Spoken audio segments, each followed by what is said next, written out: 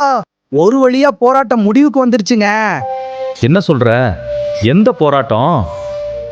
ஊரே பரபரப்பா இருக்குது. உனக்கு இது கூட தெரியலையா? நீ எதை சொல்ற? சாத்தாங்குளம் ரெட்டை கொலையா?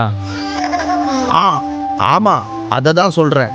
எந்த தப்பும் செய்யாதவங்கள அடிச்சே சாவடிச்சிடாங்க.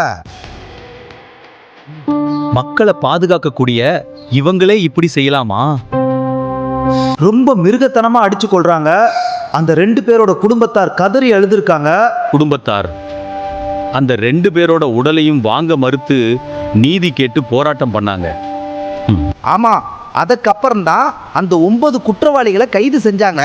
சிபிஐ அதிகாரிகளின் விசாரணை ரொம்ப திருப்தியா இருந்ததா சொன்னாங்க. தீர்ப்பு ஏன் இவ்வளோ தாமதம்னா, இந்த குற்றவாளிகளாம் சேர்ந்து மேல்முறையீடு செஞ்சு அப்படியே இழுத்தடிச்சிட்டே இருந்திருக்காங்க. காலம் கடந்தாலும் இவங்க 9 பேரும் குற்றவாளிகள்னு தீர்ப்பு வந்திருக்கு. இறுதியாக நீதி வென்றிருக்கிறது.